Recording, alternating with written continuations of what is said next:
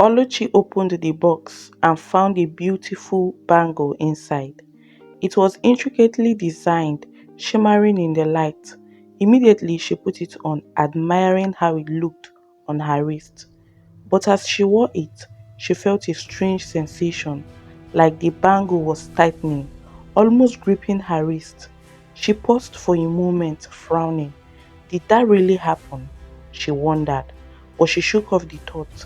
Maybe it's just my imagination, she told herself.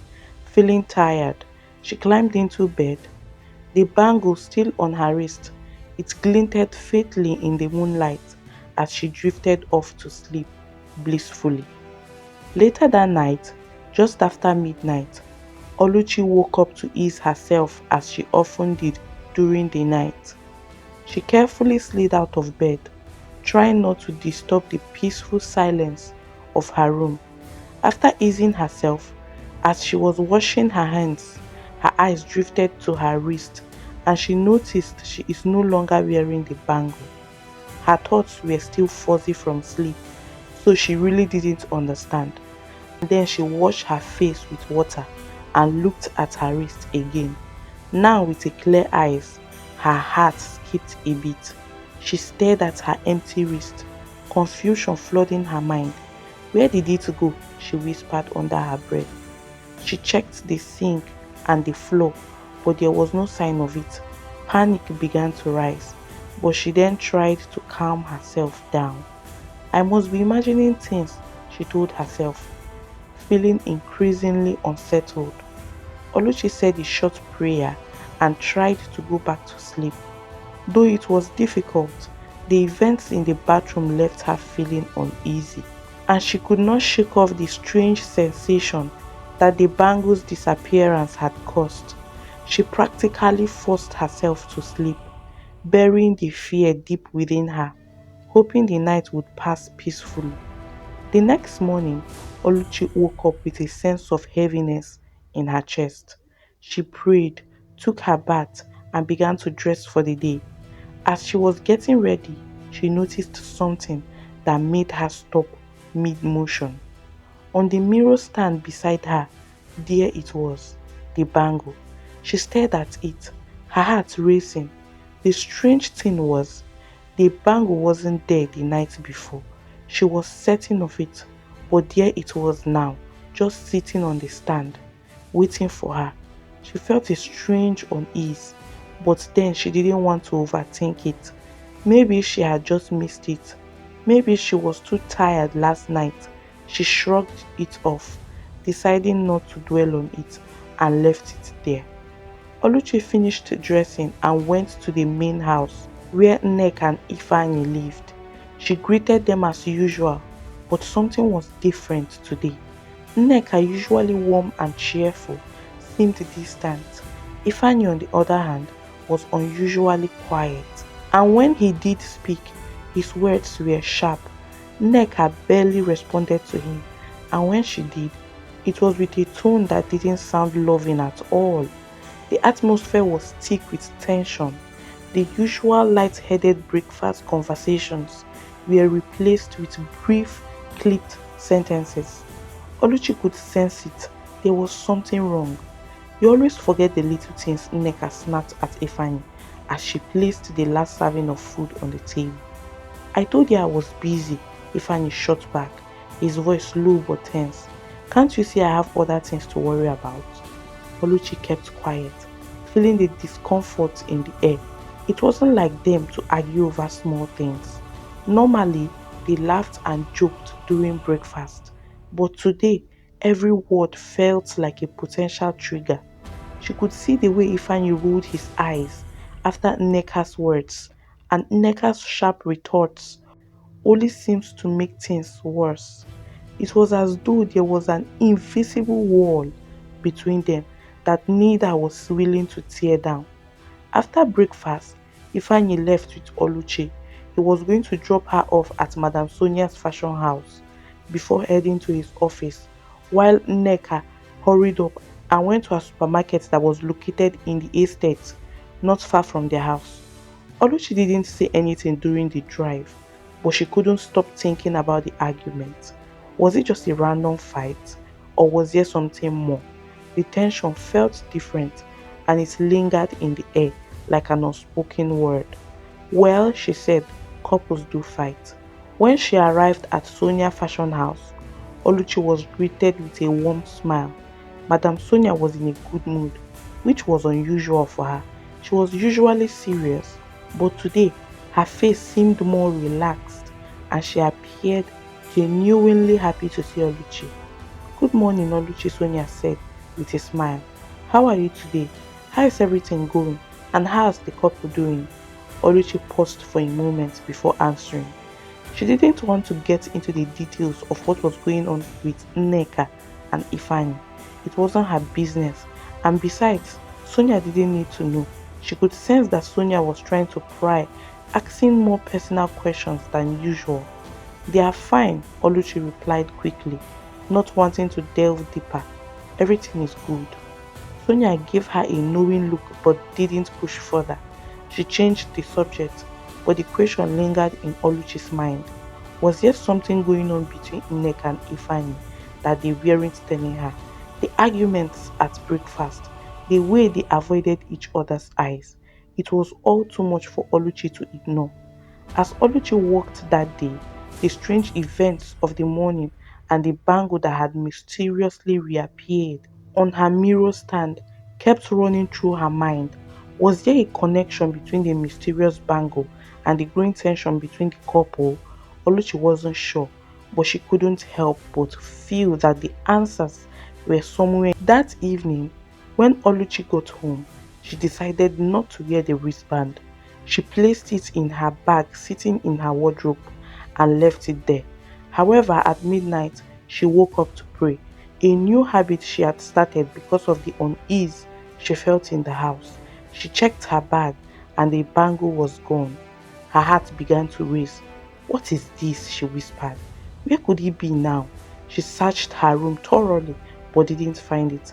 Feeling scared and unsettled, she knelt by her bed and began to pray. She asked God to protect her and her friends, asking for guidance and wisdom. After praying, she lay back down but couldn't sleep. She stayed awake, her eyes scanning the room. After some time, she noticed something on the floor near her bed. It was the bangle. She stared at it, fear creeping into her heart. Slowly, she picked it up, placed it on her desk, and went back to bed. The next morning at breakfast, Oluchi noticed that Ifeanyi and Nneka were still distant. They barely spoke to each other, and when they did, their words were cold and sharp. Oluchi's heart sank as she watched them. Something is wrong here, she thought. Why are they always like this these days? When Oluchi greeted them, Ifeanyi gave a brief nod, while Nneka managed a small smile. It was clear that things were not okay between them, but neither of them wanted to talk about it. Feeling unwelcome, Oluchi quickly left for work. Sonia wasn't in the office, giving Oluchi time to think deeply about the bangle. She sat quietly at her desk, reflecting on everything that had happened, the missing bangle, the strange behavior of her friends.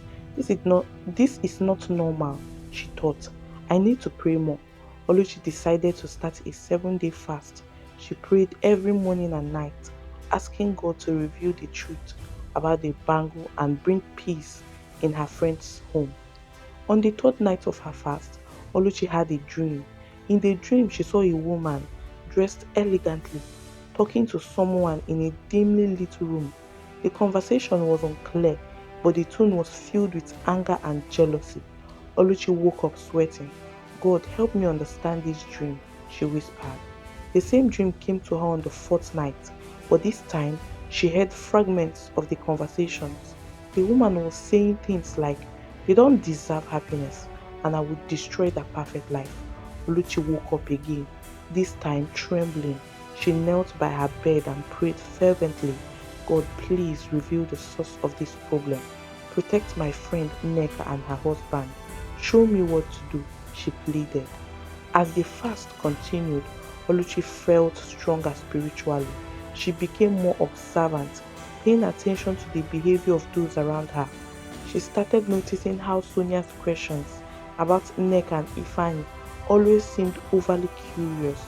Oluchi didn't want to jump to conclusions, but deep in her heart, she felt that there was connection between the bangle and the trouble in her friend's home. So on several occasions, Madam Sonia questions Oluchi why she stopped wearing the bangle she gifted her to work.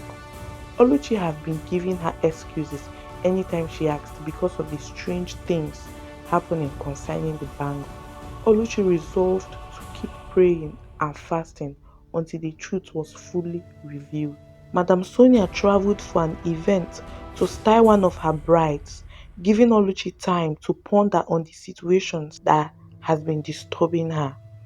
And Oluchi had been on edge since Madam Sonia returned because she heard Sonia and her cousin, who came to the fashion house, plotting against a couple. Oluchi didn't know who they were talking about, but she knew she had to act. That night, she put on the bangle pretending to be asleep. Her heart raced as she waited to see what would happen. Few hours into waiting, she felt a strange sensation in her hand. She looked at her hand and was surprised the bangle was gone. She became scared. How did this happen? She asked herself. She began searching the whole house. As she was searching her window, she saw a figure and it looked like that of a female, and it was headed to the main house. Praying silently, she grabbed the spare keys for the main house early and followed the figure. The woman walked into the main house, heading towards the couple bedroom. With trembling hands, she unlocked the door quietly and slipped inside, closing it behind her as gently as she could. The room was dimly lit, the shadows casting an airy glow over the furniture. Ifeanyi and Nneka were still asleep in their beds, but there was something wrong. The air felt heavy, as if the room itself was holding its breath. Oluchi stood still for a moment, watching the figure approach the bed. Her heart skipped a beat as the woman sat on the edge of the bed and began to whisper something into Ifeanyi's ear. The words were soft, barely audible, but Oluchi could hear a faint hum like an incantation in the woman's voice. A sick realization dawned on her. She just saw the woman's face, and it was Sonia. She had always suspected, but now she was sure. The woman in front of her was Sonia, using dark powers to manipulate the couple. Oluchi felt a surge of courage as she stepped forward. She couldn't let this continue. She couldn't allow Sonia to ruin Nneka and Ifani's marriage.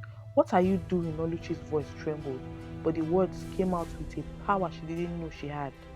Sonia froze, her head turning slowly towards Oluchi with a cold, unsettling smile. "You shouldn't have come here, Oluchi," Sonia said softly. "You have always been so loyal, so innocent, but now you have seen too much." Oluchi backed away, her heart racing. "What have you done to them?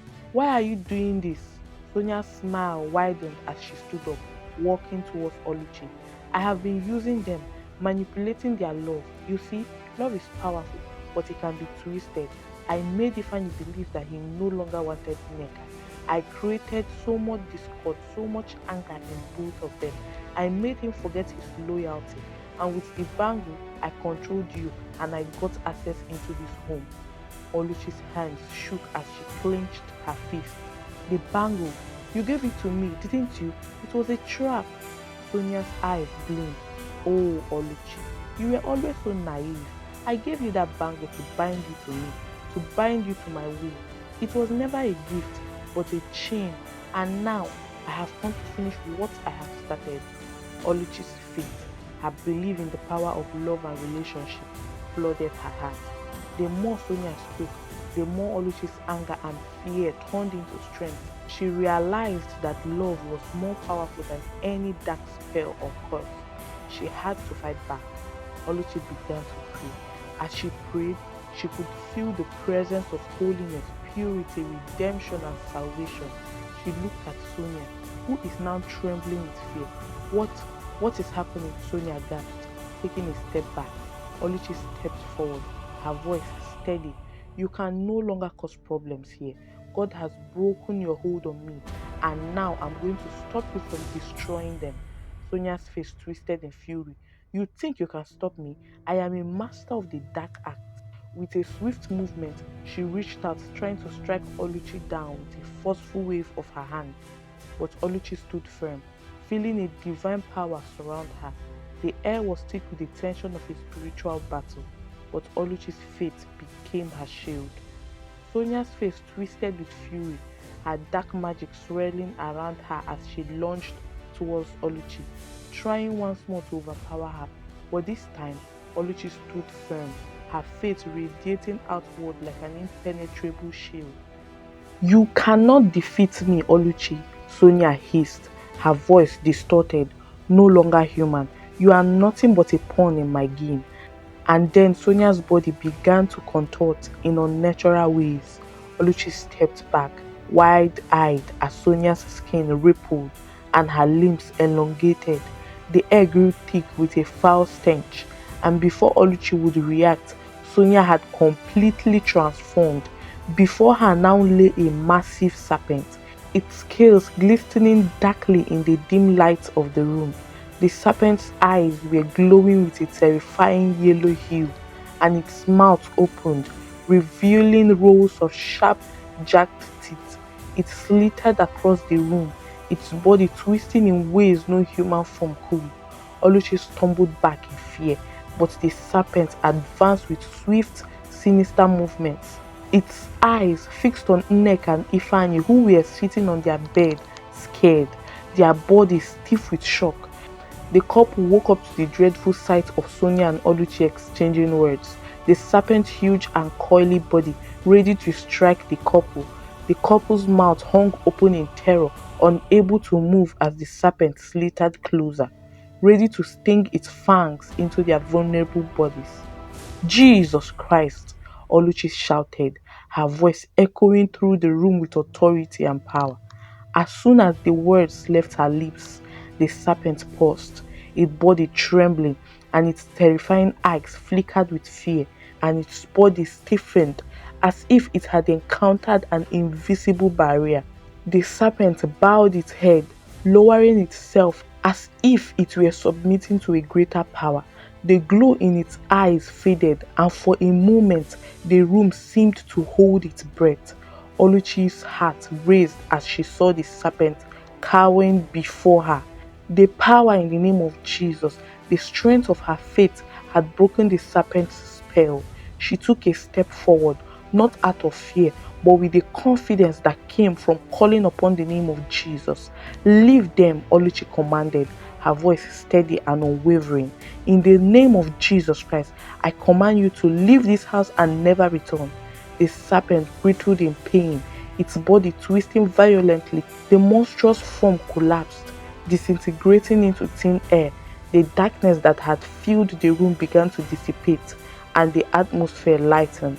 As the serpent vanished, the room fell silent, leaving Oluchi standing alone, her breath coming in heavy gasps. She could feel the weight of the battle lifting, and the presence of evil that had lingered in the room for so long now felt weak and defeated. Oluchi turned to Nneka and Ifeanyi, who were still sitting in stunned silence, their face pale from the horror they had just witnessed. But now they could see the light returning to their home. "Are you okay?" Oluchi asked gently, her voice filled with concern. Ifeanyi slowly nodded, still shaking. What? What just happened? How did you stop her?" Oluchi smiled softly, taking a deep breath. With faith and the name of Jesus Christ, Sonia's power was broken, and so were the lies she fed you. Nneka, still wide-eyed, looked at Oluchi, the weight of the situation settling in. "You saved us. You saved our marriage," she whispered, tears welling in her eyes. Oluchi nodded. "I didn't do it alone. God gave me the strength.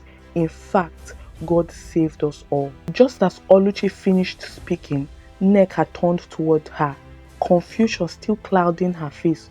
"Oluchi, isn't that your boss? What is she doing here at this time of the night? What was she doing in our room?" Oluchi sighed deeply, her face shadowed by concern.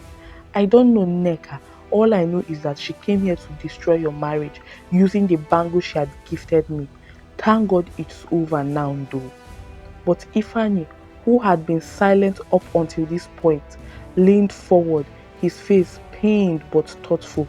I know why she targeted us, he said quietly. Both women turned to look at him, surprised by his calmness. What do you mean, Ifeanyi? Nneka asked. Ifeanyi took a deep breath, gathering his thoughts before he began to speak. When I went abroad to study, I met Sonia at the university. We were in the same class. She was always making advances towards me, but I kept rejecting her. I wasn't interested in her. I told her over and over that I had someone waiting for me back home and that she wasn't my type. His voice became a little quieter as he spoke, recalling the tension that had been building. I didn't care if she got upset. I wasn't going to change my mind, but that made her angry. She started giving me the silent treatment, refusing to talk to me, and she's acting like I wasn't even there. She was mad, really mad, and I knew it was because I wouldn't give in. But he didn't but I didn't care. I had you, Nneka. You were the only one on my mind. Oluchi and Nneka listened quietly as Ifeanyi continued, his gaze lost in the past. After some time, Sonia came up to me and apologized for how she had treated me. She admitted that she had been childish and asked if we could just be friends. I thought that was the end of it. She was clear that she understood I was with someone, and I thought, okay, we can move forward. I never thought that would come back to haunt me. Ifeanyi paused, his eyes now fixed on Nneka. But when I came back to Nigeria, she called me, saying she was also in the country now. She had started a business and wanted to stay in touch. I thought nothing of it. She was just a distant acquaintance from the past, right? But I didn't know that her feelings had never really changed. Nneka's eyes widened, her lips trembling. So she had always been angry because of me. Ifeanyi nodded. Yes, every time I spoke about you, she would get so bitter. She always said things like, how can you love a village girl when you could have someone like me? Look at me, I'm beautiful and educated. Why would you choose her over me?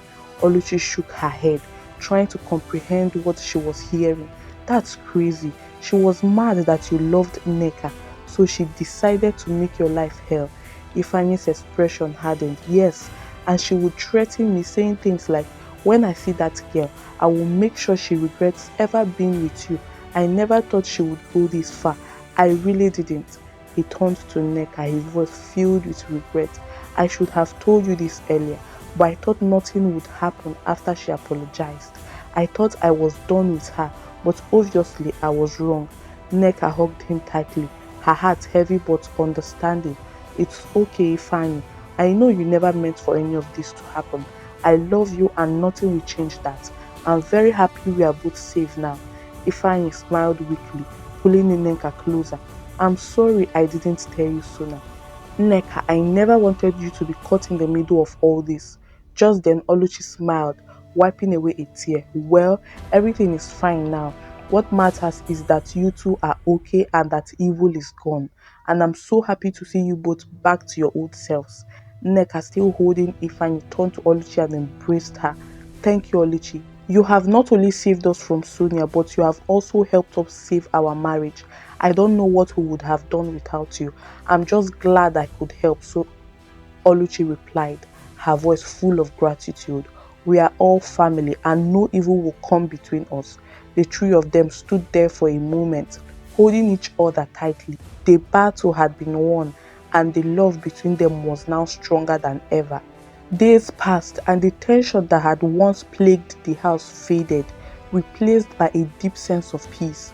Nneka and Ifeanyi, though still processing everything that had happened, found comfort in each other's arms. Their relationship, once strained, was now stronger than ever, rooted in faith, love, and prayer. As the couple grew spiritually, they began to prioritize prayer and Bible study together. Every morning and evening, they knelt side by side in prayer, asking God for guidance, strength, and the wisdom as they built their home. Their focus was no longer just on material sources, but on creating a foundation of love for God and for each other.